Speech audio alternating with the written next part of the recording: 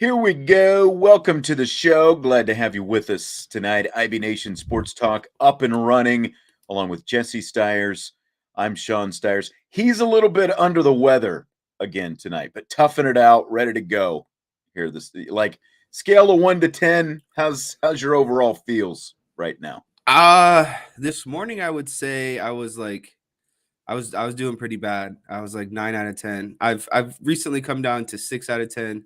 Okay, we're better. Yesterday I was at like 10 out of 10, but I only worked half a day today and then took a long nap, so I feel a lot better. That helps. I just That always have helps. like this kind of like pounding headache that won't go away, and then if I get a cough, it kind of gets amplified than the normal cough. I've always had kind of brittle lungs. Yes, the very Um, very loud, raspy, rattly cough that Jesse Right. has. And so I just the biggest thing is I just have this headache that's like I feel like I can't concentrate. It feels like someone's just like driving a truck into my head. So I got a few things done this morning, and then like I said, took a nice nap, ate a bowl of soup, all the good things. That might just be Derek beating on your head. That might be what that is.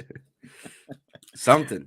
Yes. Well, I'm glad you're here tonight. Hopefully, you can tough it out and get through it. I know some people are expecting a little bit of whiteboard from you here in a little bit, so looking forward to that. You, we've got some news coming up a little bit later in rapid fire that I think that Notre Dame fans are going to find interesting. I just saw it come out this afternoon. I'll just go ahead off the top and address the offensive line subject. No names that we can talk about mentioned specifically right now, but some little birdies have told me that some things are going on potentially here in town today. So we'll just leave it at that and see where we're able to get with that over the next day or two. Hopefully we're able to talk about more in the very near future, because that's the last position on the coaching staff, of course, that has to be filled, and it's obviously an important one. Hit the like button if you would as you're coming in tonight. We do appreciate it, and it does help out Irish Breakdown greatly. Subscribe, rate, review, leave us a 5-star comment, all that stuff on your podcast platforms. Had some comments from Marcus Freeman yesterday, and today we're going to fully turn our attention to Notre Dame's new offensive coordinator, Gerad Parker. And we're going to hear some audio from Gerad Parker here in a minute. But Jesse, you listen, you watched the press conference yesterday. What's maybe your biggest impression of Gerad Parker? Yeah, so I actually had yesterday off from work, which was a blessing because I was sick, and so I didn't have to take sick day yesterday. So I just kind of laid around, and then I realized that the press conference was on, and so I was like, you know what, I got nothing to do today. I could just lay here and listen to this for 45 minutes, and that's what I did. And I think the number one takeaway, there's a couple takeaways that I think I want to kind of discuss when it comes to Gerad Parker.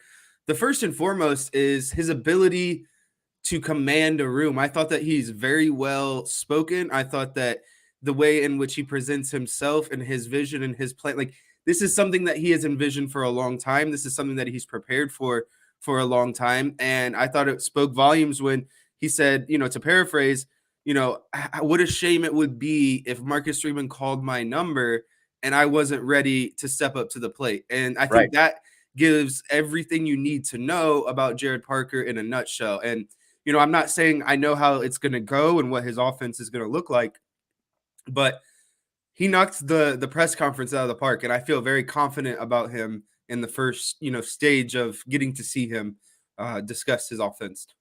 Yeah.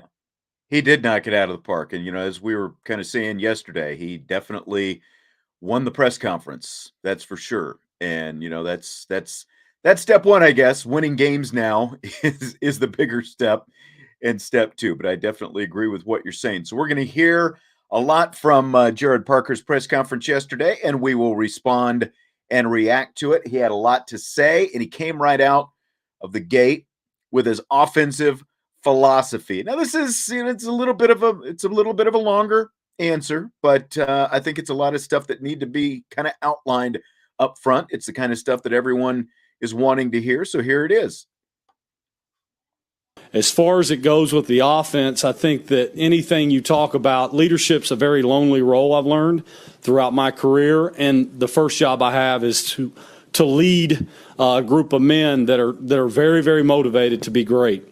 And what that looks like is unfortunately when you lead, you have to hold everybody accountable to the standards set forth from the head coach and then for me in this offense. So holding staff and players accountable is one of the toughest things to transform to. I know early in my career, that looked like really wanting to be a pleaser in some ways and make sure that everybody likes you. And certainly you want to treat people with respect that at the end of the day they know that. But at the same time, we're doing them an injustice if we don't hold people accountable to the standards of it. So this offense moving forward is a collaborative effort, but it certainly falls on my name first. As Coach Freeman said, we see us as our structure in the shell of this thing looking very familiar to a lot of things within the organization. By formation, by the way we line up, by the way we get things going in and out of the huddle. Those things will look similar, and to adjust and grow is one of our golden standard things. And we'll do that. We'll find ways to make sure it fits what we do, but also if there's ways we can enhance what we're doing and take a step in our passing game or our run phase or how we operate against highly loaded boxes in the run game, and all those things will come up. But I think the motivation moving forward will be what can our players do best and how do we make the ball go forward and gain yards and score points? If the answer to that question is yes with any scheme we broach, then we're going to do it. If the answer collaboratively is no or it's too much, then we'll dump it, we'll move forward, keep things simple as we can, and continue to let our guys make our plays work, which is going to be a big theme that I've shared already with the guys. We want our guys to take care of the football. We want them to have effort with physicality and want them to play with great details and make our plays work. So sometimes we'll cut the amount of plays and more look at making our plays work against multiple fronts and coverages so our guys are confident and play fast. So there's Gerad Parker, and that's part of his opening statements from his press conference yesterday. And again, there's a lot there. He starts off, leadership's a very lonely role. Hold everybody accountable. It's going to be a collaborative effort, all that kind of stuff. I think the things that stood out to me, what do our players do best? How do we make the ball go forward? Two very important things right there. And along with that, sometimes they'll eliminate plays so the players can be more confident and play faster. What do you think of that, Jess? Yeah, so the number that you kind of hit on the things that stuck out to me as well, and the first one was, leadership is a lonely role, and it has to hold everyone accountable. And I think that's a great way to put it because, when you're a leader and things aren't going right, and things aren't going right, you have to hold everyone accountable to make the play work. It doesn't work if 10 out of 11 guys are doing what they're supposed to be doing because that one guy is going to cause it. And so you have to hold everyone accountable in that regard, even when you don't want to, even when it makes things awkward. It's only going to help going forward. And I think that's what he was getting into about being uncomfortable with not being the nice guy essentially, and that's what being accountable, holding people accountable is you're going to get in those awkward situations where it is uncomfortable because you have to keep everyone accountable. You have to tell them what they don't want to hear essentially. The higher you elevate, up the food chain, the more that, hey, everybody's buddy kind of, it gets harder to be the good cop all the time, I guess. There's got to be a bad cop sometimes, and typically that starts with the guy at the top. So yeah, you can't just be everybody's friend, and you can't be a people pleaser.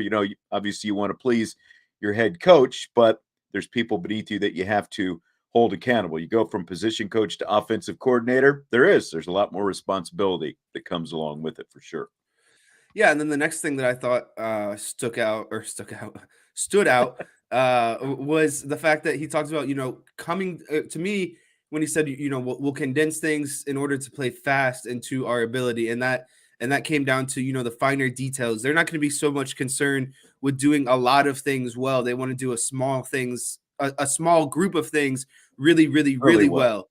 And that comes with knowing the smaller details and executing the finer details, because one step can get you open, or one step, can get you covered up. And so I thought that was another a good thing that he brought up. And to me, it sounded like they would essentially come to the line of scrimmage and have almost multiple kind of things ready for based on what they see out of the defense in the box, essentially saying, okay, rather than this being, over complex of I need to know this, or this, they might know a smaller, broader group of things, and then determining on the look they get, they know that they need to execute this, which allows them to play faster. So I thought that was another positive thing that kind of came out of his Yeah. offensive philosophy. Not just having a bunch of plays to say you have a bunch of plays and having all these options. And it goes back to things that, we've talked about with Vince and Brian and you. It's like you don't always have to have the perfect play.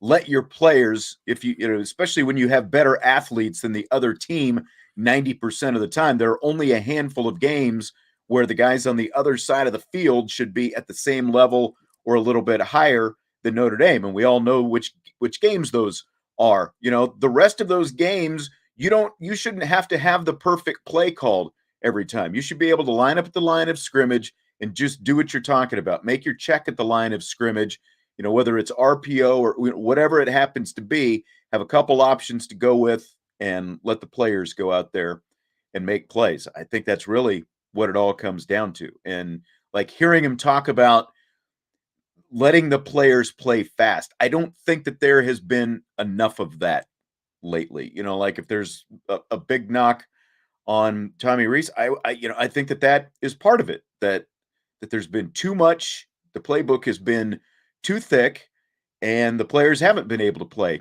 as fast as they can. Yeah, and a non-thick playbook, I think, is always a good thing. And just it's a matter of doing, like we were talking about, doing what you know how to do best, getting your players open in space and finding ways, in their words, to enhance what they can do even better. And I think that's what you're going to see is things are going to be trimmed down, and it's only going to enhance what Notre Dame can do best. Depending on if that's a wide receiver, if that's a tight end, a running back, they're only going to enhance things by simplifying, what our guys can do best and how can they do that even better, essentially. Yes. All right. I'll save this. We just got a super chat in here. I'll save that for just a second until after we play our next soundbite from Gerad Parker, because he got into a lot more detail as well about his offensive background. It is a pretty diverse offensive background. First job, we were pro style with Coach Simpson, which was really good because I was coaching a two-back offense. And then certainly to be able to flip the gears and go to Marshall for Bill Legg. Doc Holliday was our head coach. We played spread and as fast as you could. We ran more plays than anybody in the country, led the country in passing, played fast. Didn't run it much. Came back to a West Coast style offense when we were at Purdue, which helped me, and I coached tight ends there. That was a different realm. An 11 personnel RPO approach through Coach Ronnie, who's now at ODU at Penn State. And then a little bit of variations in multiple things at West Virginia. So it's been good to be involved in all kinds, so to speak.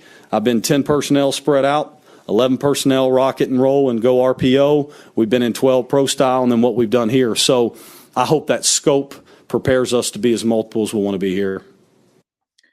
So, again, a very diverse background with people that he's worked with, and obviously a lot of coaches, you move around and you work for some different guys, and that kind of thing. Very diverse, a lot to pull from. Is there any downside to that, or is it all positive? What do you think? In this situation, I believe it's all positive because Marcus Freeman talked about, before Gerad Parker came out there, wanting to run an offense that can do a multitude of things. He wants an offense that can speed you up and go fast. He wants an offense that can slow you down and hammer you and power you when they need to in order, to bleed out some of those long drives towards the end of games. So I think Marcus Freeman wanting to be able to accomplish different types of tempos and different kind of looks on offense only kind of bodes well to someone like Gerad Parker because of the background that he was talking about. And I think there were a couple things that really stuck out. And I think he even tried to emphasize was when he first started that pro style two-back offense. And I think that only was kind of, looking, to the future in what Notre Dame does well. They have two backs, and I think they can run a two-back, offense out of pro style. So him kind of starting with that and again emphasizing that, I think that only kind of he was only alluding to that's going to play a factor in this offense. Then he went into how he got into some of the RPO type looks. I think that's another type of we're going to see more RPO type plays Notre Dame's offense. And then, that he mentioned the West Coast offense and being able to be so hands-on with the tight ends. Well, again, Notre Dame has good tight ends, and he needs to know how to utilize his tight ends, within this offense. So to me, when he was discussing his background, he was kind of piecing together, how the offense is going to look and the experience that he has at different places that's going to contribute to how this offense is overall going to be pieced together. Yeah, I think that all that makes sense. And, like when I initially heard it, I was like, oh boy, there's a lot of tentacles, like going back to what we were just talking about, like, you've got a little from here and a little from there. And, Tommy Rees was doing that as well. And, again, then all of a sudden the playbook starts doubling in size, it gets thicker. But then, you go back re-listening to some of the comments and going back to, again, the one that we were just talking about, how, hey, we'll eliminate plays. If it's, if we don't need it, if it's not working, we'll eliminate it, move on, and continue to focus on playing to the strengths of what we have, finding stuff that works for them. So I think that it's good that he's got a diverse background. I think that diversity can only help you because you don't come from just one school of thought. You've got all these, different offensive styles that you just rattled through in his background. So I think it's nothing but good. You can definitely incorporate pieces of those in whatever you're going to do, but you still want to have kind of that, that staple, what you're best at kind of thing. So it's all kind of a work in progress. It's all, just sort of very up in the air right now. Yeah, and unfortunately, until we see, things at spring practice, it's all going to be kind of speculation. We're not going to see a lot of it from, we got a lot of information now, and unfortunately, we probably won't see much of that come to fruition, for a couple months at least. Yeah. So the next thing that he talked about, that we're going to talk about, that he was asked about, strengths of his offensive personnel, because he has obviously been here for a year. He's got to be around these guys, even if he was a position coach. He was there all season, so he's familiar with what he is inheriting with this personnel. Coach Freeman said, you want to, again, show respect to what we did last year and to Tommy's job. The thing that we know we are built in is we want to be built O-line driven, and we're going to be built from inside out. With what we have returning up front and with our running backs and tight ends to be able to control a box, that's where it always has to start. Will we continue to find ways to attack people on the perimeter or deal with hat counts when they may be outnumbered, so to speak? Of course we will. The growth of our wide receivers and all those things are going to be critical to us this spring, this summer, and getting into fall, because we want to, there's no secret, no matter who it is, and I'll say the same thing in year two, we want to score more points than we did last year. And next year, we're going to want to score more points than we did last year. And so that's the deal. And I think, too, one thing I want to make sure to say before my time's done here, that we have great players and trust in our players, and I want them to feel empowered to grow so we can do things better week 1 to week 2, 3 to 4, so on and so forth. All right, so again, a lot of good stuff there, O-line driven.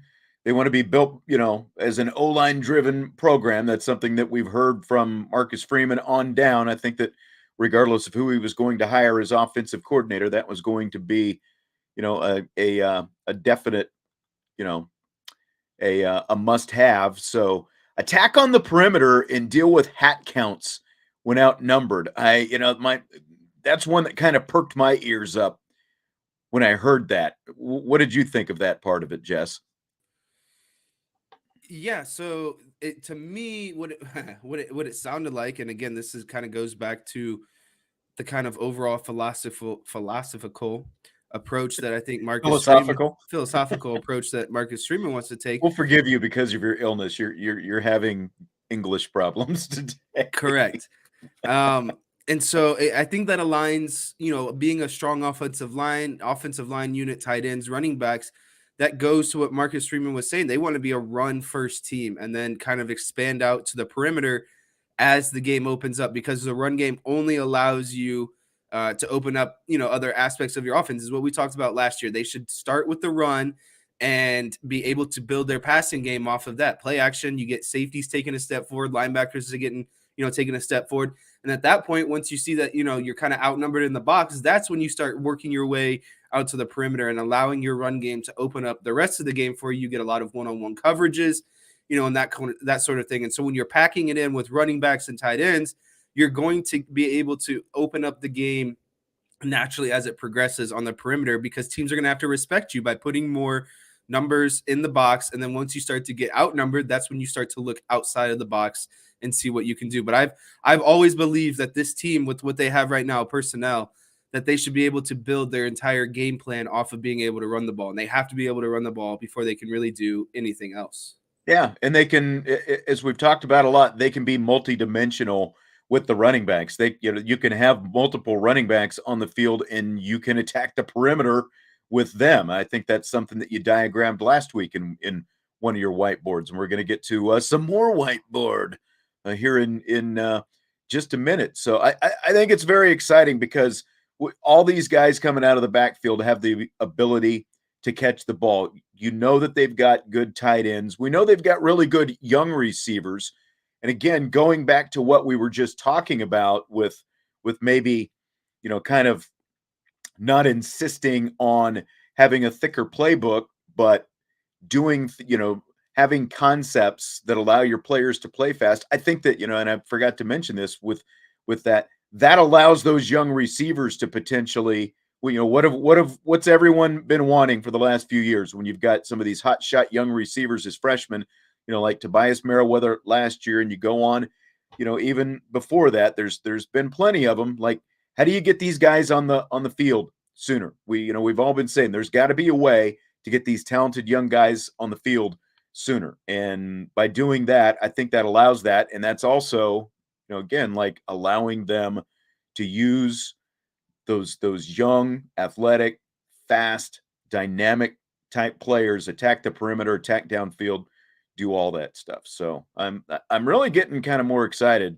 to see what this all looks like when it's all said and done. Again, I don't know how much we'll even get to see in the spring. We'll probably get to see bits and pieces. My guess is not very much, since it is going to be a new offensive system, and they're not going to want, anyone to see it, even though, like you open with Navy and Tennessee State, by the time those games, it's like you shouldn't have to worry about those games, one, and two, by the time you play those games, everyone else is going to see it anyway. So I don't know, how much you're gaining by keeping things secret, but at the same time, I doubt we're going to see a ton in the spring.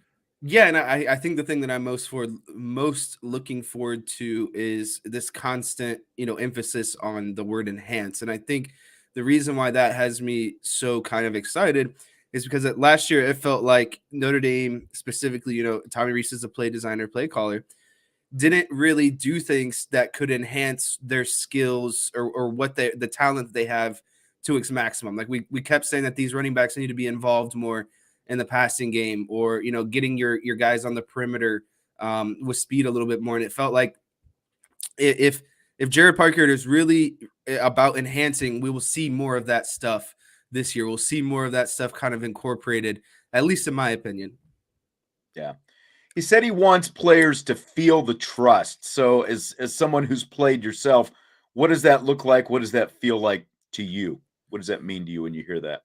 I think what that necessarily means is, like for a running back on 3rd and 1, and that you need to get the 1 yard, that's letting your running back get the ball and get the 1 yard. They're basically saying, in a high leverage situation, big moment, we trust you, so trust us when we call this play, essentially. Like, we're going to have your back, but we need you to trust that in order. And I think trust comes by calling on someone's number in a high leverage situation and saying, hey, we need this 1 yard, and I trust that you're going to do it. And, flip side of the coin is, maybe defensively you call a stunt for a defensive lineman or a linebacker to get free.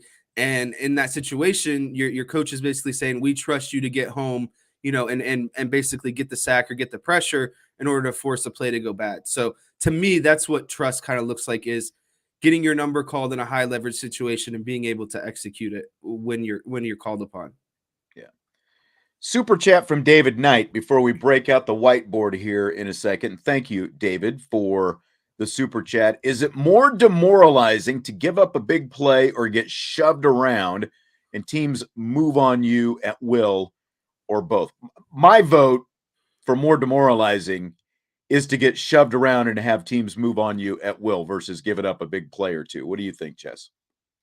Yeah, so I would say that the big play thing is like situational. Like if you're, 3rd and 8, 3rd and 10, and you give up like a 15, 20-yard completion, that's pretty True. demoralizing, right? Backbreaking, But especially late in overall, the I game. would say Yeah. that a team moving on you at will is more demoralizing. And the perfect example I would have is when I played going against a triple option offense. You knew that every time they were going to get 3 to 4 yards, and you were going to be in there trying to make the tackle every time. And you were just hoping that maybe you get them to 2 or 3, but every time it came down to 4th and 1, 4th and 2, and you knew they were going to go for it, and you knew most of the time they were still going to get it. So that was more demoralizing to me, is the constant kind of push throughout the game rather than just kind of one big play. Yeah. I would have to agree with that. And it's like, and Chi-Town was saying don't sleep on Navy. And you can't sleep on Navy, but Notre Dame, it's a season opener. Notre Dame is going to have better athletes. They're going to have a new head coach this year, all that. I get it. It's still Navy, but it's so frustrating watching that Navy offense once they get rolling, like you're talking about, when they are in a rhythm and it's just like the defense looks like it's on skates. You feel like you can't stop anything. You got to get a push. It's all about you got to put them behind the chains. Get them behind the chains as early as possible to get them off schedule. And it's watching that offense that you used to have to play against. It's tough to do sometimes. So Yeah, sometimes you just hope for a fumble or a negative play to start. Like you said, you just got to get your whole goal is to get them off schedule for one play. And even then, sometimes, like I remember we did that, and like we would call a timeout, and we told our corners, hey, like this is a perfect passing play, even though they pass 3 times per game. Like look for something here, and of course they bid on play action and get beat. So it's like even when you get a team off schedule and then they complete something like that, I think that's like the ultimate yeah, backbreaker. I know the exact plays you're talking about when you bring that up. So. All right, Jess. So you heard a lot about Gerad Parker's offensive philosophy, and we've got a pretty good idea what the strength of Notre Dame's personnel is going to be. So it's time to whip out that whiteboard right now.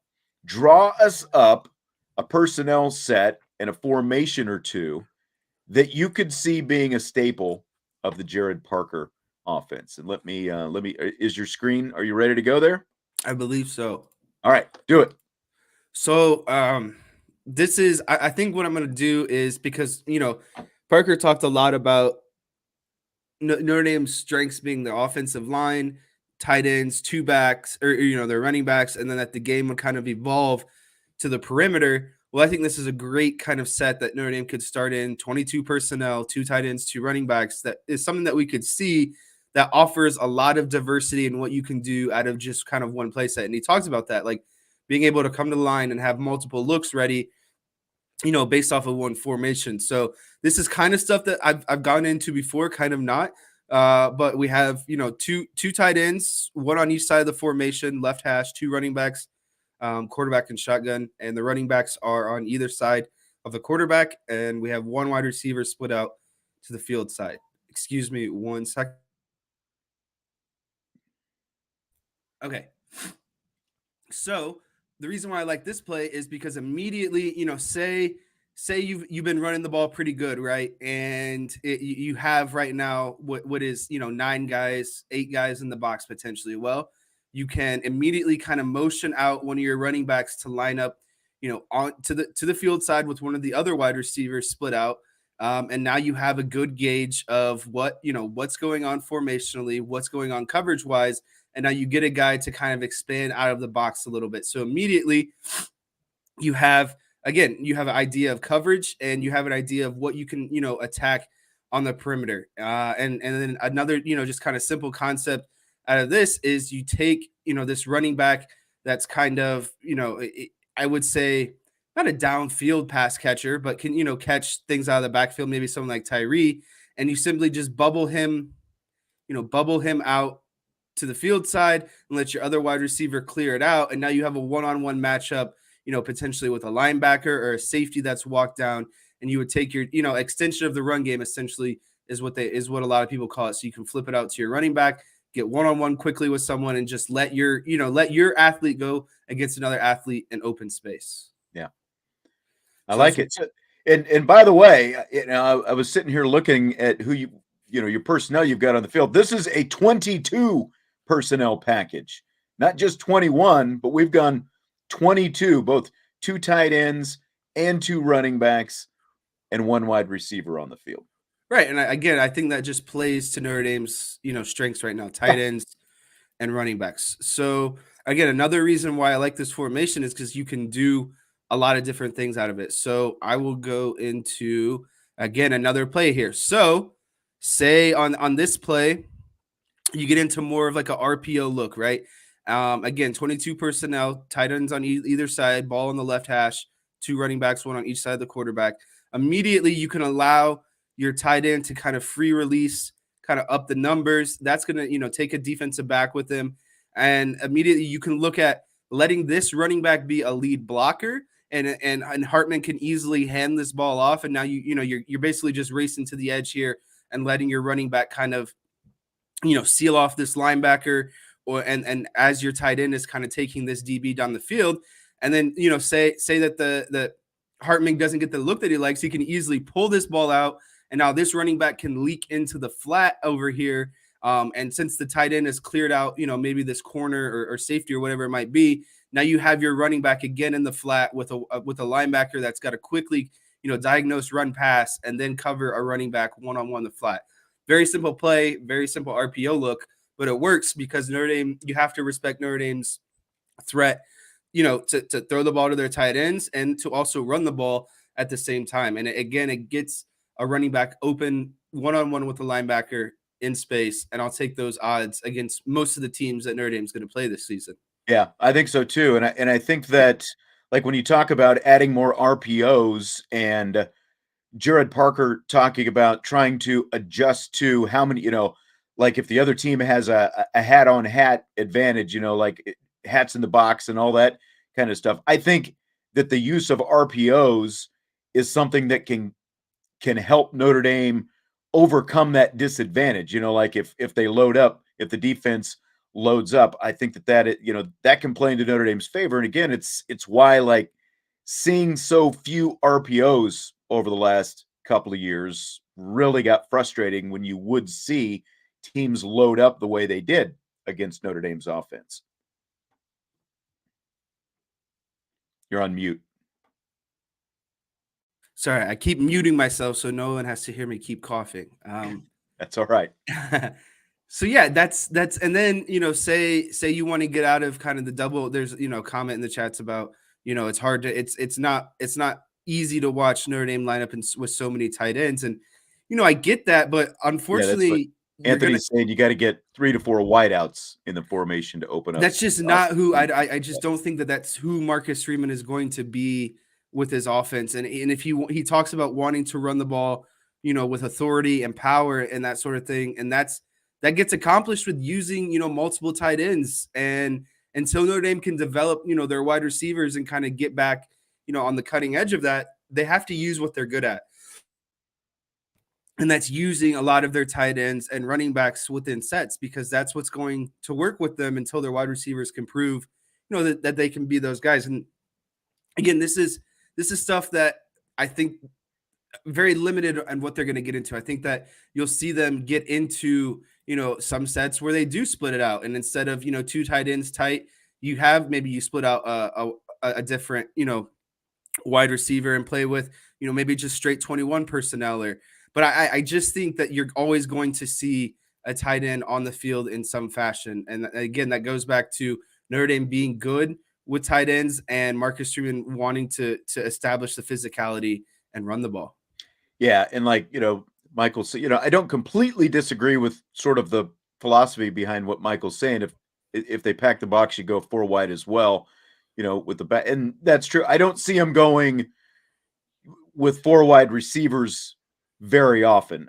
Because of what you're saying, because one of all the running backs you have and the ability of the running backs to catch passes, and formationally, you can move those guys around to help you manipulate the box as well. I'm not saying they'll never go with 4 wide receivers. I don't think it's going, maybe it happens as the season progresses, as they get some more confidence in some of these young guys. But, for right now, for this season especially, those receivers are still going to be a little bit of a question mark until they prove themselves. That's, and all of the other guys, the running backs and the tight ends, obviously you're losing the best and most experienced tight end in program history, but at the same time, you have other tight ends with a lot of experience. So I think that they'll be leaned on early. I don't know that they'll necessarily, like you'll see, 2 attached tight ends the way you've got them in 2 running backs. That's packing it in quite a bit with that 22. But, I think that you can move those guys around and do some different things with them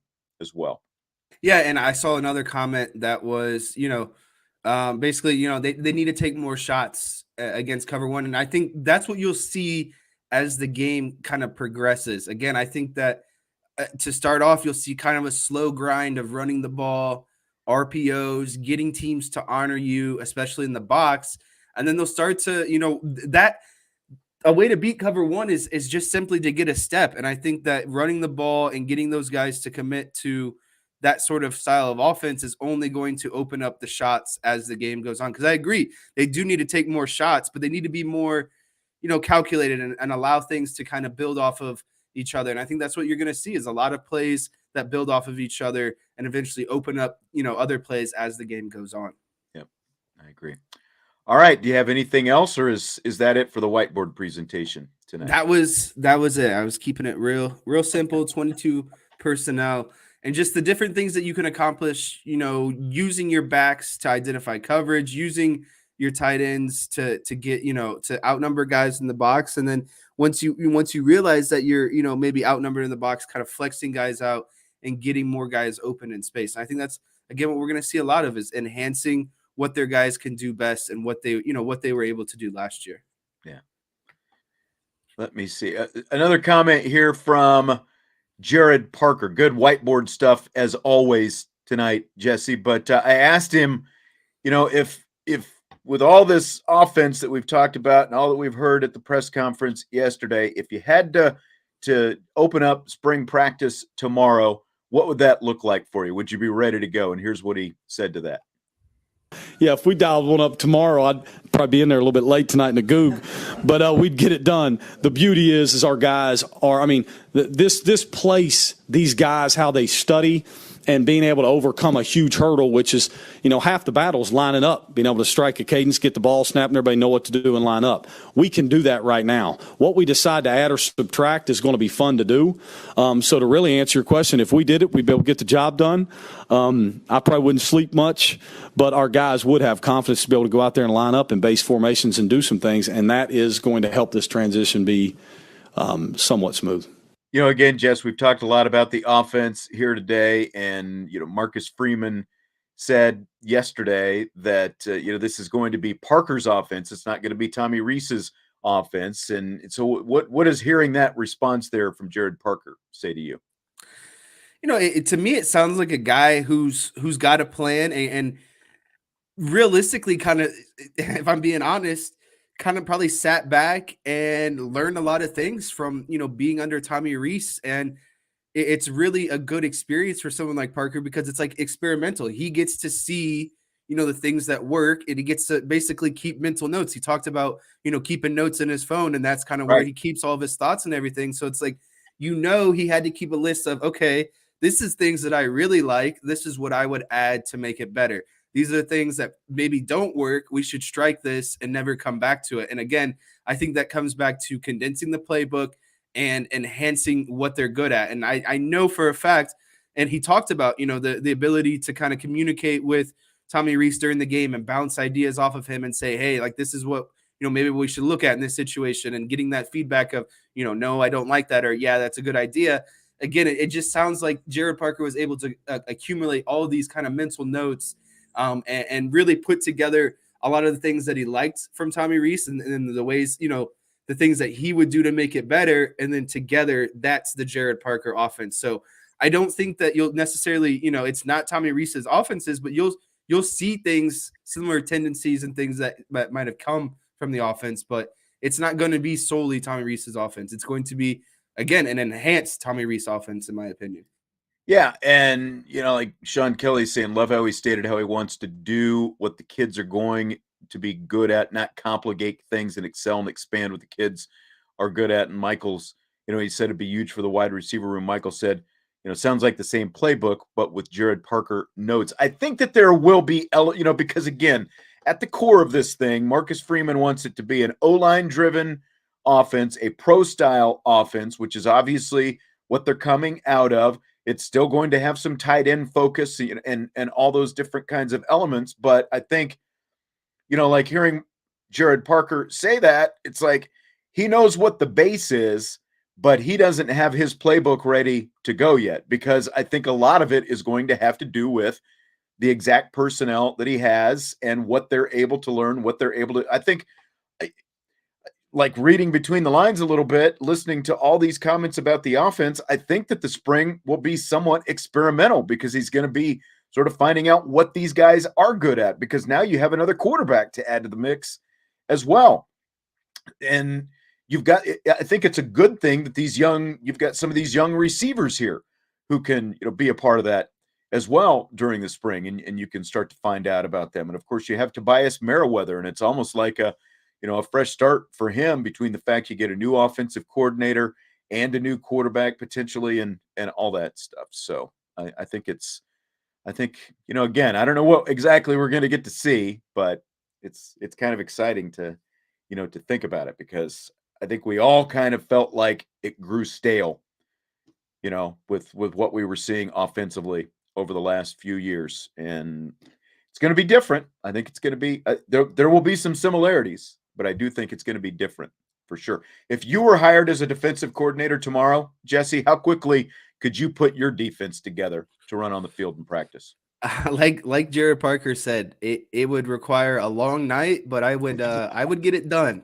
You'd have something ready to go, huh? We'd have something ready. We'd have basic install ready for tomorrow.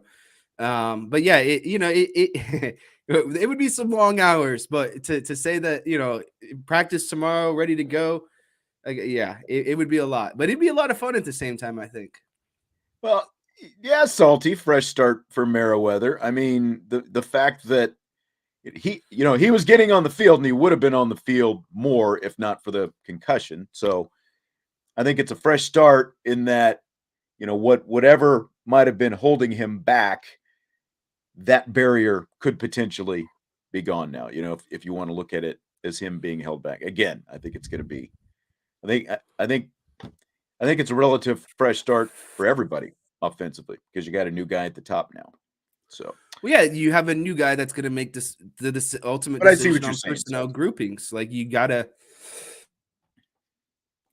That's only an advantage when a new coordinator comes in, is everyone gets a fresh, clean start. You're kind of proving to this coordinator how you fit in their system, and basically all the things that come with it. Right. Jess, you're a little bit under the weather tonight, so are you ready for rapid fire?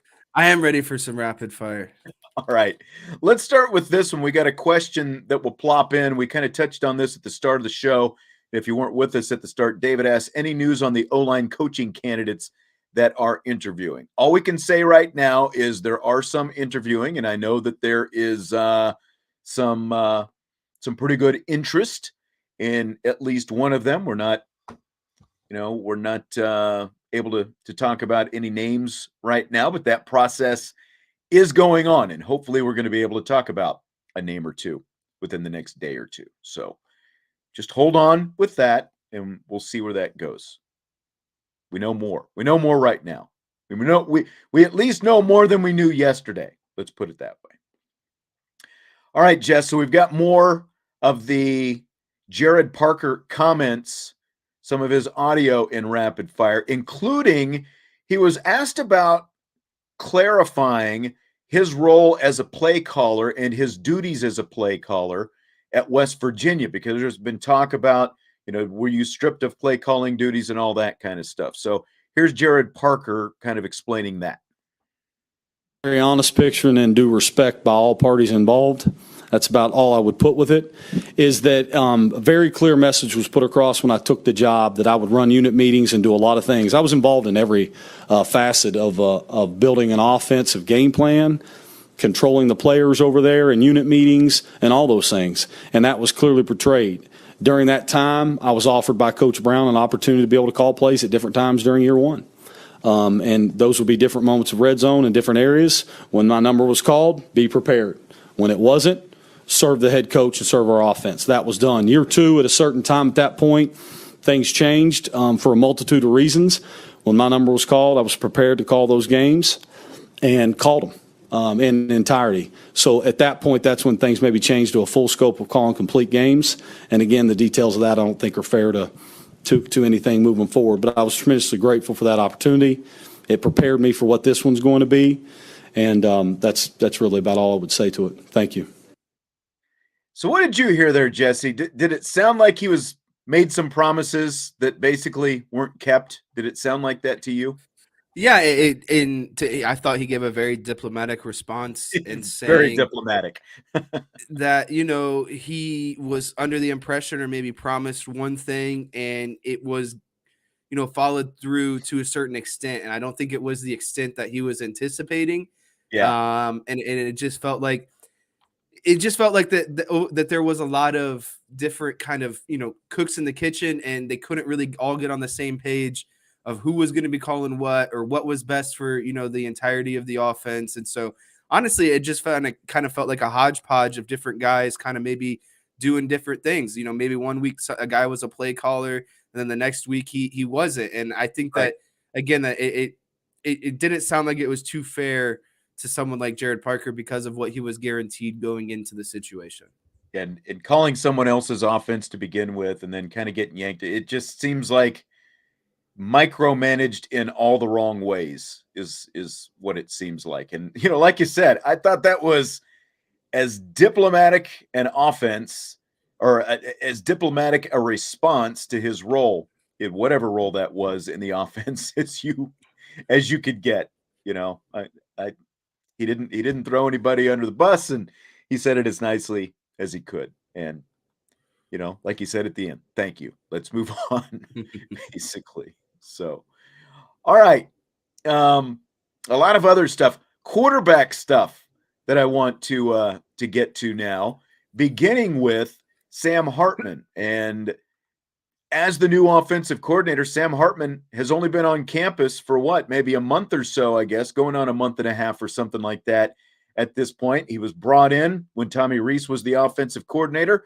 Tommy is gone now, and now he's got a new offensive coordinator. So what kind of a priority was it for Gerad Parker to make an early connection with Sam Hartman? All of them, they're all critical because now you're not building relationships with 8 guys in the tight end room. You're building relationships with an entire offensive unit.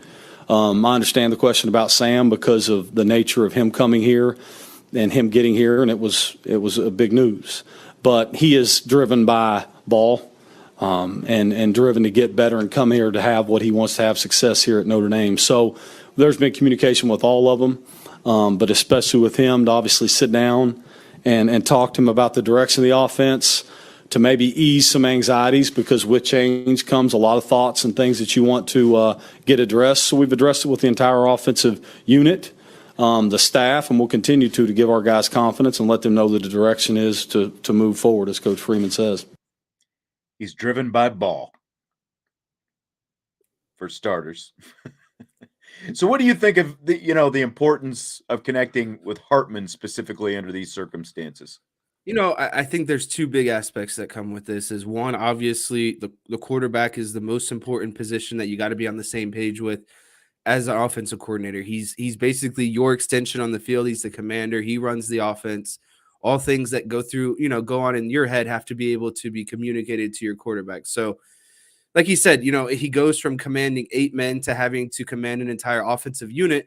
But of that offensive unit, his connection has to be best with Sam Hartman. They have to be on the same page no matter what. And I think the thing that had to be reiterated to Sam Hartman is Sam Hartman didn't come here, or I should say Sam Hartman came here, I think specifically because of what Marcus Freeman talked about early on in his press conferences. They want Notre Dame to run pro-style offenses and defenses so they can transition into the NFL better at a better rate and more quickly. And that's the number one reason why Sam Hartman transferred here, is because he wanted to be in an offense that was more pro style and could improve his draft stock and show a lot of NFL teams that he can run an NFL style offense. And so whether that's Tommy Rees's pro style plays, whether that's Gerad Parker's pro style plays, whether that's, I think that's the window dressing and everything. I think overall, what the most important thing that sold Sam Hartman is he gets to come to a talented team. He gets to come to a talented, a program like Notre Dame, and bigger essentially stage, bigger platform. Right. And the backbone of all of it was that he was going to run a pro style offense. So as long as those words were conveyed, pro style, I think that calmed any nerves that Sam Hartman might have had. Sure. Was it probably, better for Sam Hartman to be with Tommy Rees, and because that was, what was pitched to him during the transfer portal process? Sure. But I don't think that much changes just because Gerad Parker is now the play caller and the play designer, because again, they're going to be running pro style offenses. And that was the thing that needed to be, the common denominator throughout the whole process. And that's the key for Sam Hartman, is what kind of offense he is going to be in. He's not going to be in that slow mesh like he was in at Wake Forest. He wouldn't still be in college if they were running a different kind of offense at Wake Forest. He probably would have declared for the NFL. He would probably have more, there's not going to be, NFL teams running that Wake Forest slow mesh. That's the attractiveness of running a pro style offense. And they are going to have that same pro style offense. Like you said, I think that's big. The relationship, that he had already built with Marcus Freeman and Gerad Parker. He touched on it a couple of times in his press conference yesterday, and you hear things that guys say. He's very big, just right there with Marcus Freeman, very big on the relationship-driven part of the process as well. So I'm sure, that he will be really connected with, with Gerad Parker as his offensive coordinator, as well as Gino Gaduli. I keep having to say it as an as I'm a paisano, as Joe Pepitito would say. Gaduli. When Gino Gaduli gets here, there'll be a great connection there as well. Now, Parker was also asked, not just about that connection with Hartman, but the strengths of both Tyler Buchner and Sam Hartman, and how those kind of differing skill sets, how he operates with that. It's our job to know what their skills are and make them better. But not get away from something that maybe it's not what fits them. So it's going to be our job to tailor this thing around in a pro style form, as Coach Freeman said. But we're going to do what our players can do best, and then find ways to enhance. So yes, some of them, there's some certain differences in the two. So it's our job to play off those differences of who it may be with Sam, and the same thing of Tyler, just as we did in the bowl game. We want to do what our guys are good at and then get better at doing them. Scale of 1 to 10, Jesse, how much do you like the answer? I think for, as much as he could say without quote unquote creating a quarterback controversy, it's pretty up there in a 9 out of 10. And it's what I've kind of talked about in the past is I don't think just because Sam Hartman is here, Tyler Buchner's just done for. I think that, again, we can see personnel packages maybe within the red zone that involve Tyler Buchner because of what he can do with his legs, and the fact that teams have to account for another aspect of the, basically what you could classify as like a triple option, because you can hand it off, you can keep it as a quarterback, or you can pass it. And so when you have to make teams account for one more thing, especially down in the red zone, it just causes a little bit more confusion. So I do think that Parker kind of hinted at that, that there's going to be maybe, personnel packages that maybe they use, Hartman from 20 yard line to 20 yard line, or 20 yard line to 30 yard line. And in certain instances, maybe short down situations, or like I said, red zone, you see a little bit more Buchner on the field. So I think it's great if he sticks to or follows through kind of with that statement, because I think that both guys can definitely play this year and provide an impact and help enhance Notre Dame's overall game as an offensive unit. Yeah, I love it. It's at least a 9 for me, I think. And I like hearing the sort of reaffirmation, throughout the press conference about playing to the strengths of the personnel, because that was something that I always felt was a ton, an asset, something Tommy Rees did well. I wasn't as convinced about that all the time last year, with some of the personnel packages and stuff that he would fall back on. So just along the lines of what you're saying, you do have two guys with different skill sets. I do think there's a way to keep Tyler Buchner involved in this offense with the unique skill set that he has, and I think we're going to see that with a lot of other position groups as well. So I really liked the response to that. Jeff says, Sean and Son, Mr. Whiteboard, all I want to know is if we'll actually see more two-back sets from what you take from his comments. I mean, if he follows through with his comments of talking about, again, I thought that he emphasized a lot of what they're good at is their offensive line, tight ends, and two backs, and talking about enhancing those things and allowing the game to kind of open up on the perimeter outside of those things. I think that only points to that they'll use more two backs and the combinations that come off of it with their tight ends and getting maybe their two backs involved on the perimeter as wide receivers, as extension of the run game, whatever it might be. I think that he was only alluding to, we have really good running backs. So how can we enhance that even more? Right. So if we can only go off of his words, I would say yes, that I would expect a lot more two-back sets.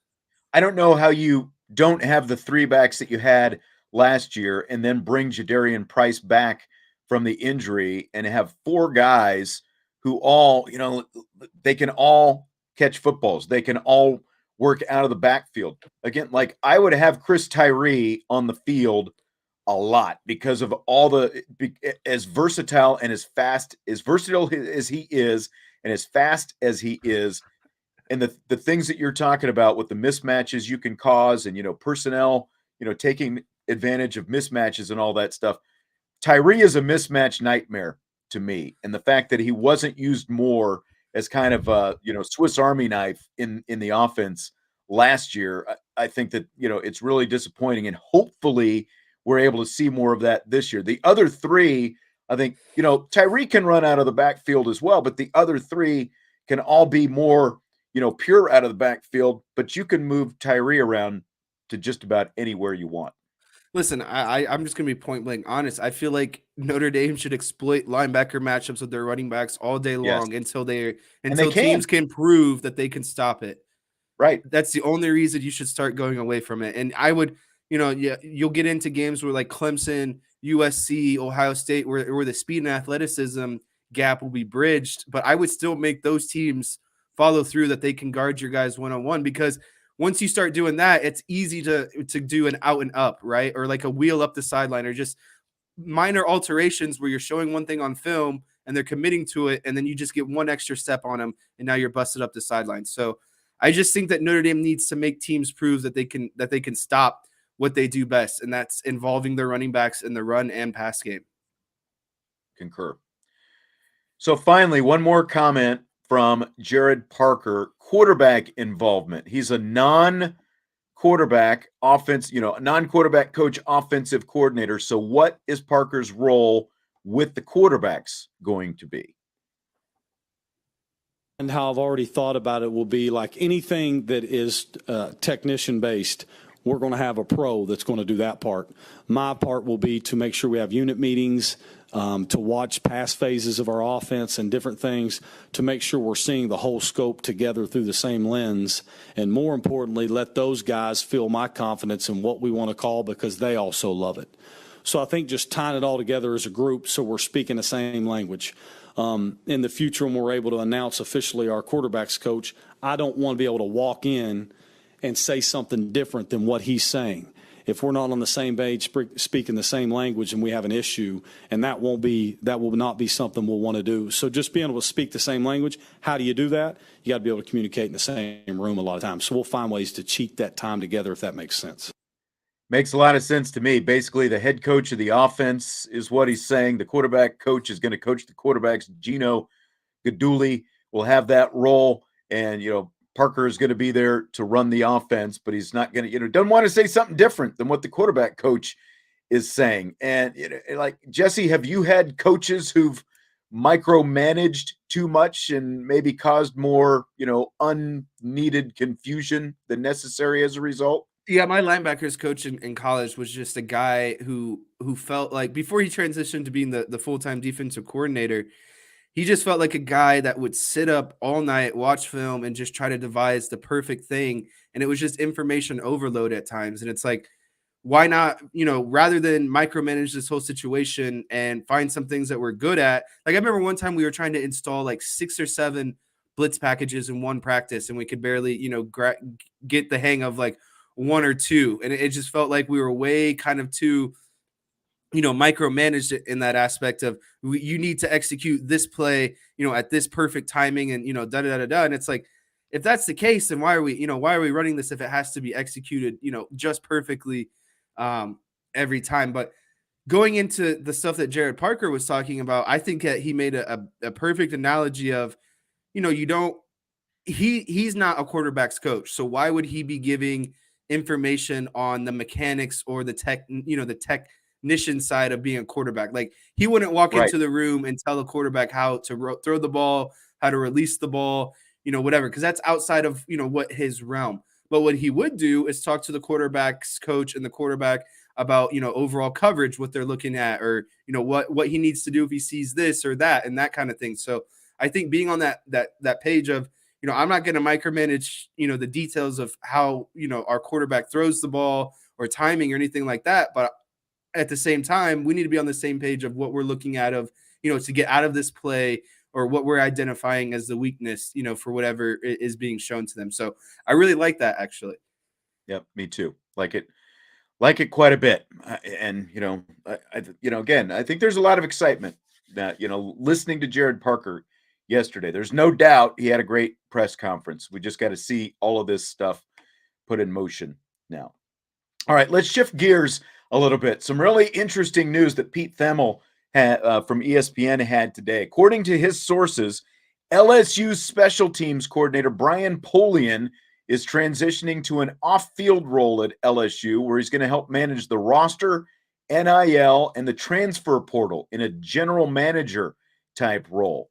With that move, LSU is searching for a new special teams coach. All of this, Jesse, is blank. It's hysterical, in my opinion, and I think it only proves kind of this undying loyalty that Brian Kelly has to Polian, because, he brought Polian along with him maybe the undying loyalty that they have to each other, and I'm not trying to speak badly of Mr. Kelly, but I heard he's going through some things in his marriage too. Maybe him and Mr. Polian could, get together. I don't know. No, it's a joke. Okay. But interesting enough. I just think that, Brian Kelly kind of created this position for Brian Polian. It found a way for him to kind of still be involved in the program. But overall, it's just funny to me, because Brian Polian has never proven himself as being an elite coach, yet he's always kind of hanging around Brian Kelly's circle. Yeah, I mean, do you think that Brian Kelly, after getting down there this year, and then he looked back up to the north, if he was paying attention and he saw, how Notre Dame's special teams skyrocketed in stature after 1 year under Brian Mason, and here's Brian Mason, winning awards and doing all this stuff, and in the meantime, LSU loses to Florida State because of a couple special teams play in the season opener last year, and they were obviously very unspectacular, and all these excuses we heard about special teams when those guys were up here together, they all seem to evaporate in a very short amount of time after Brian Mason took over. I wonder how much that played into it, but I think it's very interesting. I think that Polian, he comes from basically football royalty family. Bill Polian, who helped shape the Buffalo Bills AFC dynasty of the late 80s and early 90s with Jim Kelly and Thurman Thomas and Andre Reed and Cornelius, all that whole crew in Buffalo, and then he drafted Peyton Manning, and he hired Tony Dungy in Indianapolis and he got the Carolina Panthers to a sewer. That's where Brian Polian came from. So he's got a great background. I'm sure he seemed like a very good organizational type person, and probably at a place like LSU, a person like him might just be better suited for that role. And they move on, find themselves a new special teams coordinator. And, again, vast upgrade in what Notre Dame got in that position this year in just one short year with the same people, basically. And that's true too, Anthony. His dad, Bill, has forgotten more than Brian ever learned. But I do still think that Brian Polian, has a sharp mind. His dad, ultra sharp. So there's this big topic kicking around college football right now. They're looking at some possible changes to clock operations to cut down on the growing length of time of games. The two biggest proposals are keeping the clock running after first downs, except for when there is less than 2 minutes to go in a half. And the other is to run the clock as soon as the ball is spotted after an incomplete pass. So first, let me ask you this. Do you think college football games are too long? I do think that college football games are too long, especially being, I'm a fan of college and NFL. So when I go from college on Saturday to NFL on Sunday, it's like NFL on Sunday is at warp speed. It feels like, you're going to get done in X amount of time. There's really not a lot of deviation from that. And I think that, a lot of people are clamoring about, well, why not cut down on commercials and, ads and all that stuff and TV timeouts. And it's like, I get that, but it's never going to happen. That's what drives the business. Those things are never going to be That's taken how these out. conferences and Notre Dame and, whoever gets these, big TV contracts is because Right. of advertising. And so Advertising's not going away. And I by the get way, that those are annoying, but it's just going to be a part of it. And according to Sports Illustrated, the source they had, TV commercials don't have a very big impact. Games not televised, according to their data, only finished about 2 minutes sooner than a game that is not being televised. We're talking about FBS games. We're not comparing like D2 to FBS and that kind of stuff. Right. And then another thing I saw was, well, why not cut, the band performances at halftime? And it's like, I don't really get along or agree with that either, because to me, a big tradition of college football, especially in rivalry games and, games of high kind of magnitude, is I've always enjoyed the bands at halftime. And, there's students that go to school specifically to be in the marching bands and that kind of stuff. So I'm not really on board with cutting the band performances, but I do buy the idea of rolling the clock after first downs. And at the same time, I sell the idea of rolling the clock after incompletion. So I buy half of that, but I don't like the idea. They don't even do that in the NFL. I think it's kind of stupid. What's the purpose of spiking the ball at that point then? Because you're just going to roll the clock after it's spotted. From what I understand, the average length of an FBS game has gone from 3 hours and 16 minutes 5 years ago to 3 hours and 21 minutes. So it's grown by about 5 minutes. The average NFL game length is 3 hours and 10 minutes, which even that, basically since replay, that's probably added about 5 to 10 minutes to both college and the NFL. The bigger thing, apparently, NFL games average 155 plays per game. FBS football games average 180 plays per game. And one big reason that they're looking at, it's not just, game length, but it is the amount of plays that college football gets in the course of a game. Because I guess, again, looking at this data, they're trying to decrease with the college football playoff getting ready to expand to 12 teams here the year after next. What they're trying to do by adding 4 rounds of playoff games, some teams are going to be playing 16 or 17 games over the course of the season. So the data says, and they've done some experimentation with this, I guess, running the clock after first downs would eliminate around 9 plays per game. And then running the clock after the incomplete passes, which, as you said, they don't even do in the NFL, that would eliminate around 15 plays per game if they did that. So you're talking about close to 25 plays per game that you're cutting down. You're getting closer to what the NFL is running now, right now. But over bigger picture, over the course of a full 12-game schedule, you're going to eliminate a little bit more than a full game's worth of plays, in terms of wear and tear and, physical contact and all that kind of stuff. And apparently, this is like come from the ACC and Jim Phillips. This is, kind of what it is. Uh, that's why apparently they're bigger picture why they're trying to cut down on this to eliminate plays, not necessarily time. But Joseph, I completely disagree. How is a 3.5 hour football game not too long when NFL can get done in closer to 3 hours? I think it is way too long. I think it is.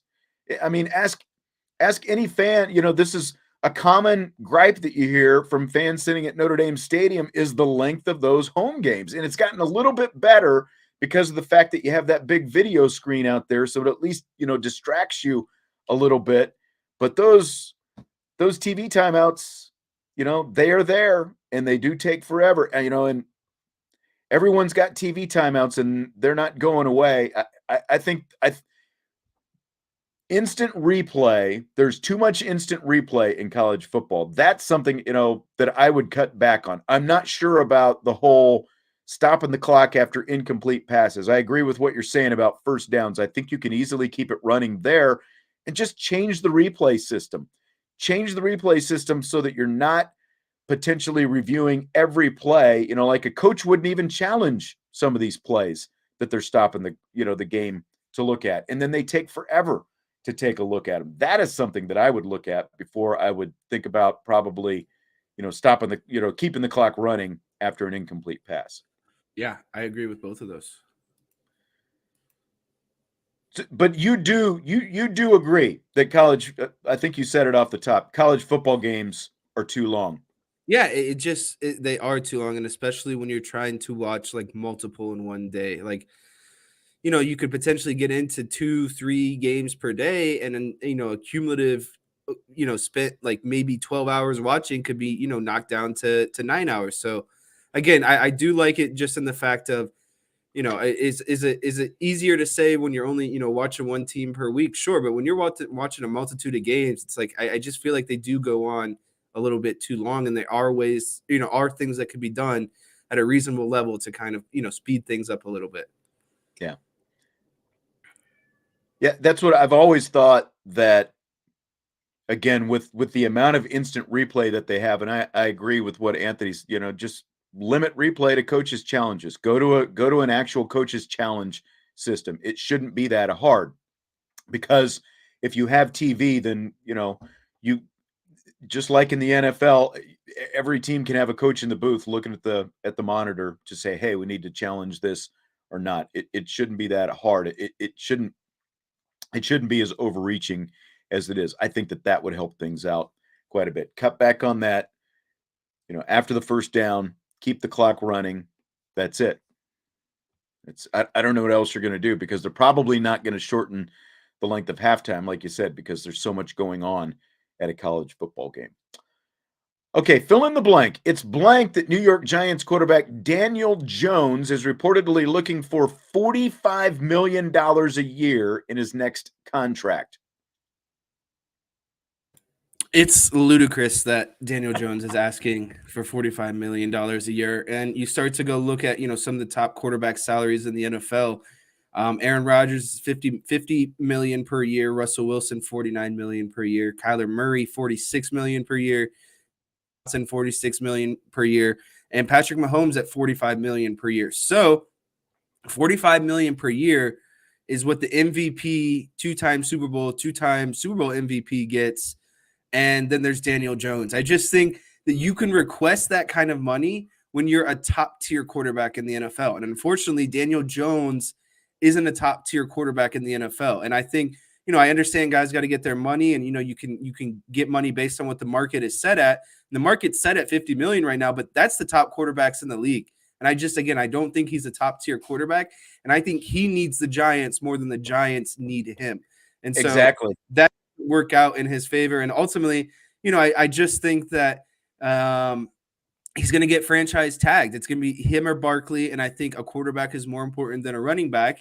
And I think that he's going to end up getting the franchise tag when it's all said and done. Yeah, I think that when Brian Daboll took over the New York Giants, the question was, what are they going to do with Daniel Jones? Are they going to keep him? What's going to be the plan for him? They they may do. I mean, just look at Brock Purdy in San Francisco. If the 49ers can do that with him and Brian Dable can do what he just did with Daniel Jones, I think Dable, it's like just draft a rookie quarterback and start all over if you're Dable. I think you'll be just fine. There's no reason to overpay Daniel Jones. There's absolutely no reason. And I agree with what you're saying. You give Saquon Barkley the contract. Now you're rolling the dice a little bit with that because of his injury history and all, but there's no reason to overpay Daniel Jones because they still have a lot of roster needs they need to address. Their linebackers, their wide receivers, they've got it all over. There's no reason to overpay the quarterback and then put yourself in a hole and not be able, to pay other guys as they're coming up. I would just start over with a young quarterback that you can mold, and that's the direction I would go. And I'm pretty sure him and Eli have a good, standing relationship. And if I were Eli, I would just say, hey, you're not the Patrick Mahomes of the league. Not who you think you are. Take a little pay cut and allow the organization to give you better, options around you. And then potentially you have even some better years. And then maybe you can ask, for more money down the line. But for Daniel Jones, I just don't think it makes sense to request kind of top tier money. I think I'd be okay with an average contract that allows more money to open up around him, to give him more weapons and allow the offense just overall to be better. Keep your job. That's right. Fill in the blank. Charles Barkley saying on TNT during the NBA's All-Star game in Salt Lake City, quote, "These people are going to heaven. Ain't nothing to do in this boring bleep city. It's a great city, but there ain't nothing to do. Can't smoke, can't drink. These people are going to heaven." End quote. And that's blank. It is on par with Charles Barkley.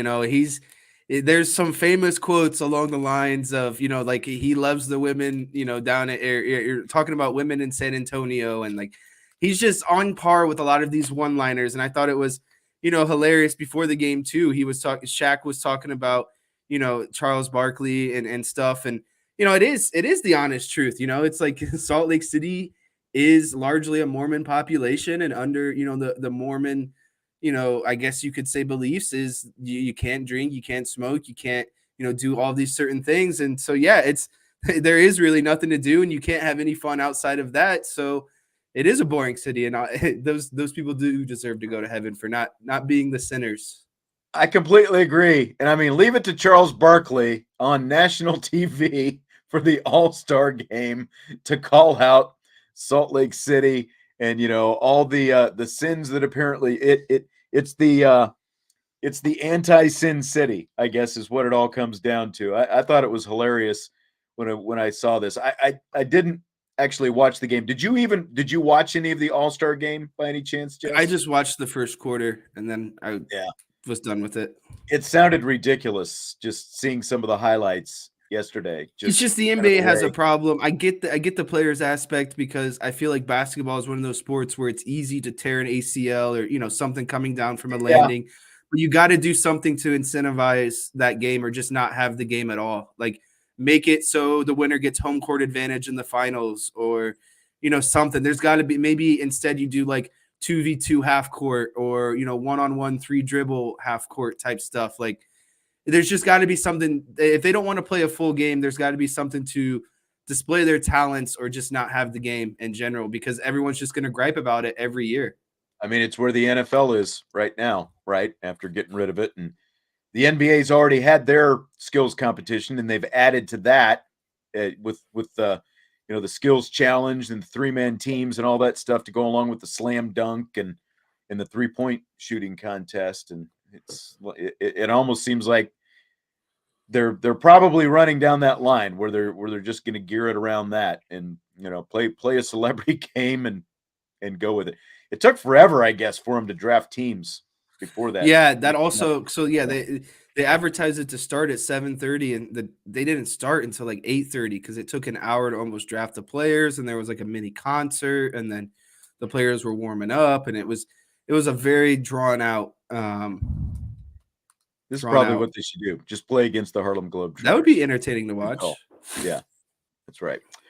All right. Well, that's going to do it for tonight. Jess, glad you could break out the whiteboard. I think you made everybody happy, or a lot of people happy with that tonight. Thank you. I'm glad I could make everyone happy on my day of sickness. Well, hopefully you're feeling better soon. Did you go to that outdoor hockey game? Derek is commenting about that. Was that no, I didn't go to that. It was Ohio State versus Michigan on within First Energy Stadium. Had the option to go, but I didn't go. That's going to be like the first of multiple games inside of First Energy Stadium. They're going to be playing a minor league hockey game inside of the stadium. That's right. And You're I think talking there about might the be minor another league. one outside of that, but I did not go, but a lot of people said it was a good time. All right. All right. We'll hit the like button on your way out, please, to help out Irish Breakdown. Great stuff tonight. Good feedback from all of our listeners and viewers. As always, hit the like button, subscribe, rate and review, and leave us a comment on your podcast platforms as well. And we will talk to you tomorrow. Hope you're feeling better, Jesse. IB Nation Sports Talk.